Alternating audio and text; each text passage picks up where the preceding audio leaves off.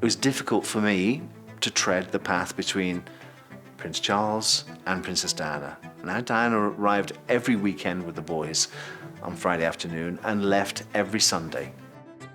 But someone else occupied that space in between. And I learned to serve two royal mistresses.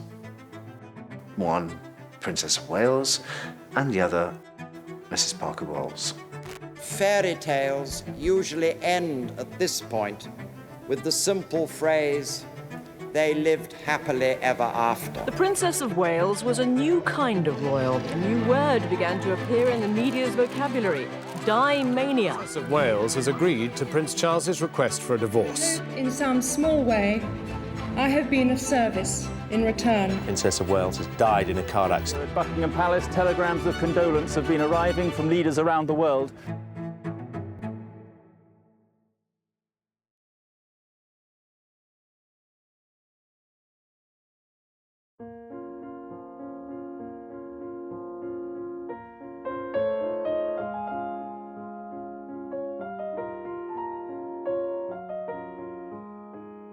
Diana didn't have the happiest of childhoods. Her parents separated when she was younger, so she came from a broken home, and I think perhaps there was an insecurity that a seed was sown from a young age, and that insecurity was something that flourished actually within her as she got older.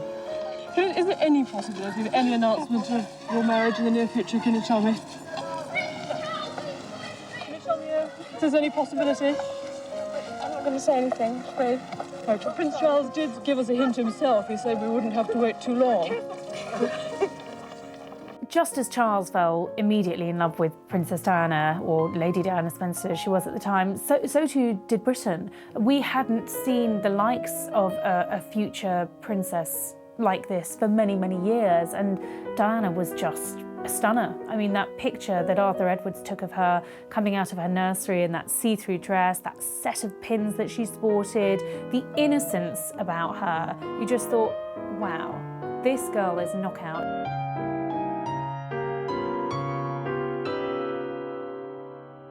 There was a huge interest from the moment the engagement happened. Everyone watched the engagement footage.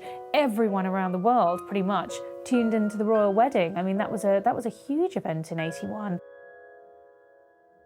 Well, I think now when we reflect on it and after we've seen interviews that Diana gave subsequently, we know that she was extremely ill-prepared for married life into the royal family, and she felt enormous pressure from day one. Even when they were discussing the engagement and the wedding plans, I think the pressure started to build on her.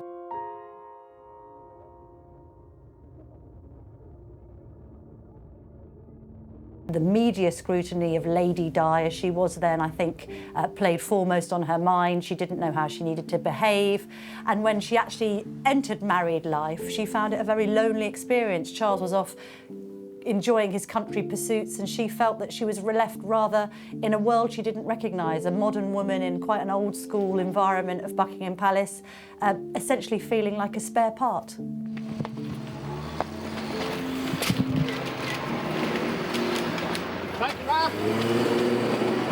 Bucket!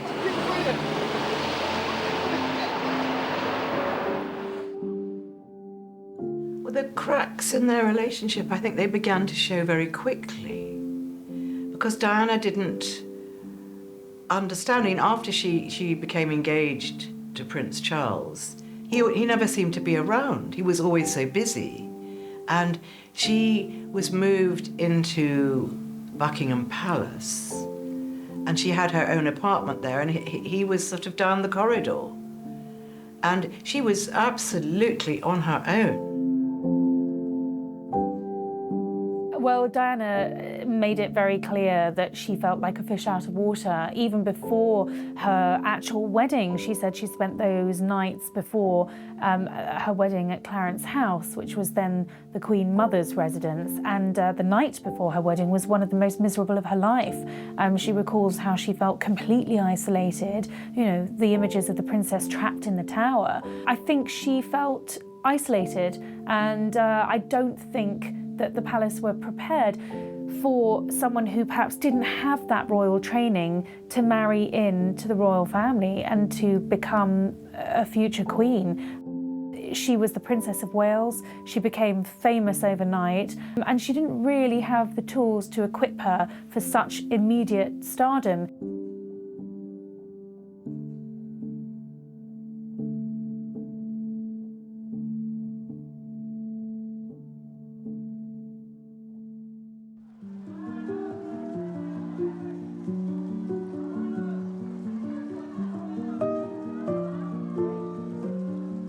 I saw correspondence between them. I saw correspondence from the princess to the Queen, which said how happy she was and how she loved to be a wife and how much she would support Charles in his future career. They were her views, but times changed. Within 1 year, she had William, and then Harry came along. And so the first 5 years of the princess's marriage, she felt that she could make it work.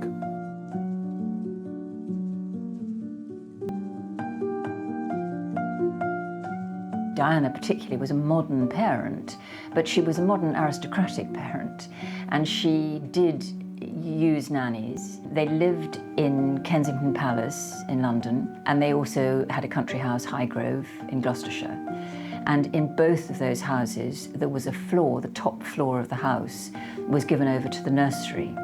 And it had bedrooms and sitting rooms and dining rooms, and it was where the royal children spent most of their time with their nannies and with the chauffeurs and close protection officers. So it was a traditional sort of childhood, but with lots of love from both parents. Diana was very demonstrative as a mother. I think she had never been properly mothered herself because her own mother had left home when she was 6 years old. So she didn't really know what being a mother was, and I think she probably was much more like a big sister to her boys than a mother. Diana was a wonderful mother. She was a very hands-on mother. She absolutely adored her children. I think, in retrospect, it's very easy to see Diana as absolutely perfect. And I think she has been airbrushed to be absolutely perfect. But at the time, I think a lot of people felt that she rather smothered her boys rather than mothered her boys, which she didn't. But it could look like that. She also used them as a weapon against Prince Charles. I think she was criticised a little bit. And they said that how come that the children know what's going on in her life? You know, perhaps she should be a bit more discreet. But anyhow, when I was speaking to Wendy Berry, who was the housekeeper at Highgrove, she said that the boys were very well protected. And they really didn't know what was going on, the fights and things between their parents. They didn't know because there was always someone to whisk them away. You know, a protection officer or a nanny. It's not like being in a little council house, you know, when they can hear the shouting through the walls. They were always whisked away. So I think that William and Harry didn't suffer quite as much as we said that they did because they weren't aware of it. I think in adulthood they're very aware of it, but at the time they were quite protected.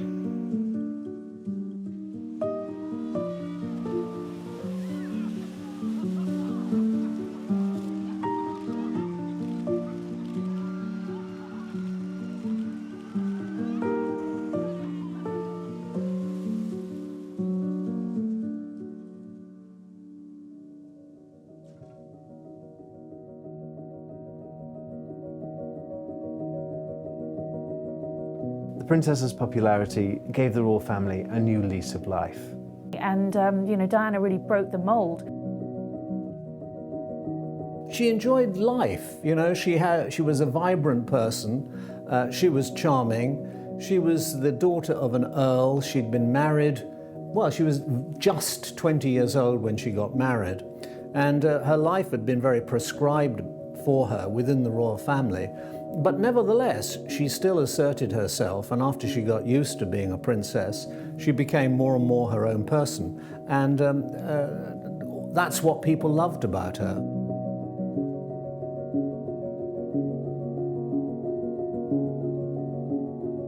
I think there was an acceptance from Diana that she was going to be one of the world's most photographed women, and she actually grew in that role and became more confident with the press.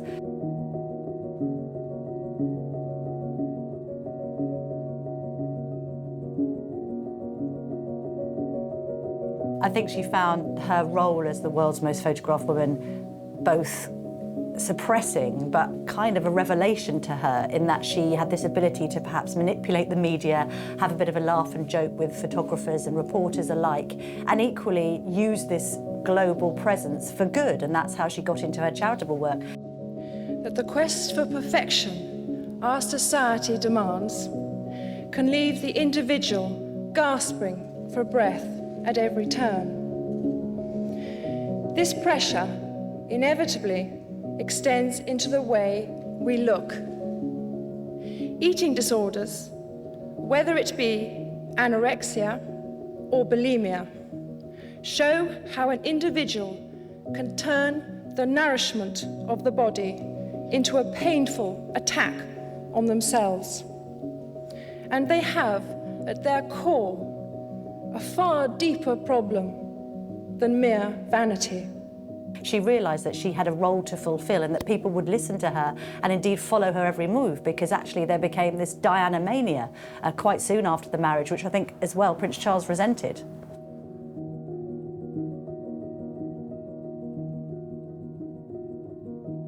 Now, if you watch that piece of footage when Prince Charles is asked, "Are you in love, sir?"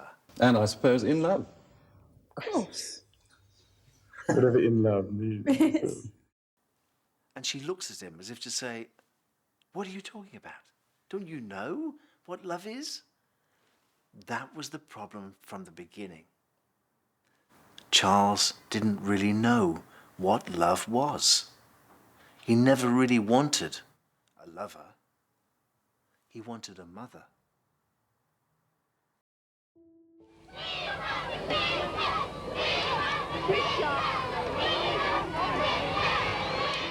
I haven't yet worked out a method of splitting my wife in half. In the early days, Diana's light was small, but he began to shine brighter and brighter and brighter. And it was a sort of a Star is Born situation. Prince Charles would say to her, "Well, I married you, I made you a princess. You weren't born royal. This is a man who's been born to be king. This is a man who has been treated from the very beginning as a god. Suddenly being eclipsed by this woman. He wasn't very happy."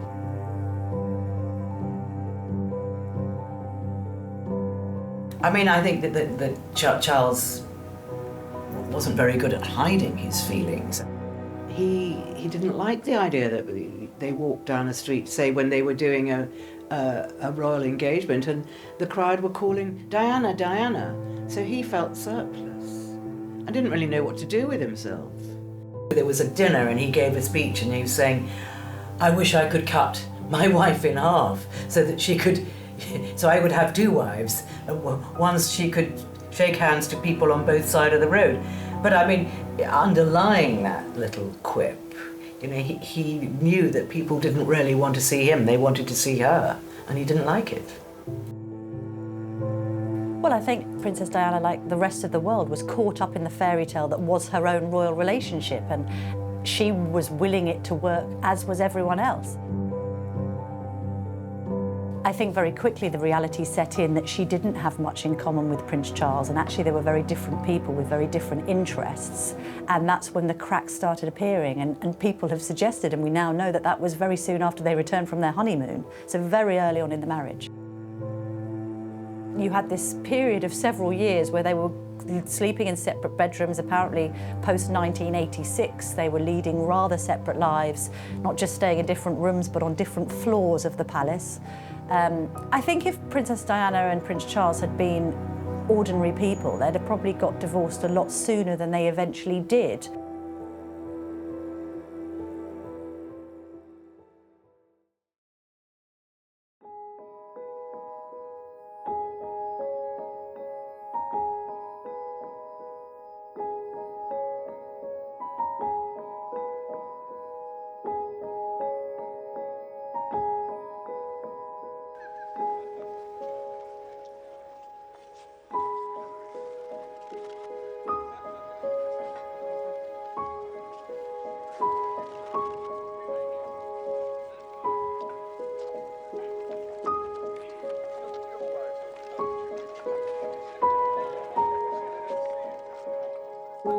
Prince Charles wasn't always kind to the princess. In fact, sometimes he was quite cruel.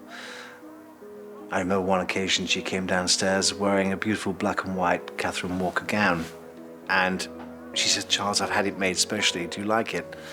You look like you belong to the mafia," he said, which cut her down to her knees. Then on one occasion she came down in a tartan dress and said, "Do you like this one? Where you look like a British Caledonian stewardess." It was always undermining, just before an engagement began, so that she would lose her confidence. So it was mental cruelty in a way. I never saw any physical violence. I saw tables being upset, I saw crockery being thrown across the room, but I never saw any physical violence.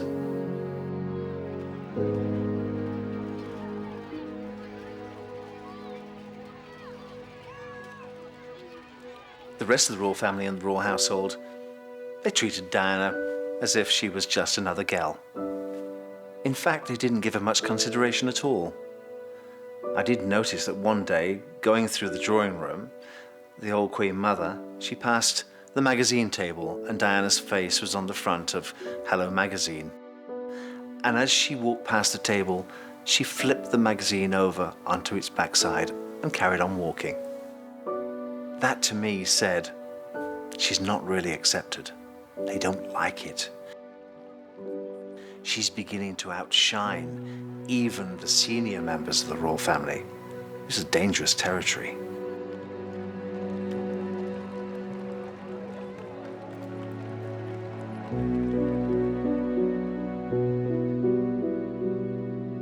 Now the royal marriage was falling apart, and I was Diana's man, placed strategically at Highgrove, placed there to keep the house in order, but also to be there for Diana, to be there as a rock, she later called me.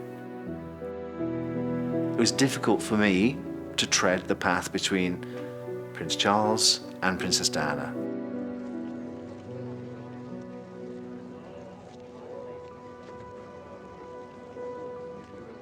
Now, Diana arrived every weekend with the boys on Friday afternoon and left every Sunday, but someone else occupied that space in between. And I learned to serve two royal mistresses. One, Princess of Wales, and the other, Mrs. Parker Bowles.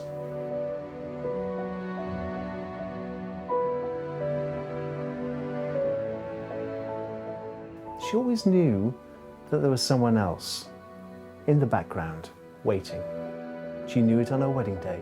And again, if you look at the footage of Princess Diana walking down the aisle with her father, you will see her looking from side to side. And she once said to me, "You know what I'm doing, don't you? I'm looking for her." And she was there. Even on my wedding day, she was sat there in the congregation. You see, Camilla Parker Bowles has been that ghost, always there throughout the princess's life.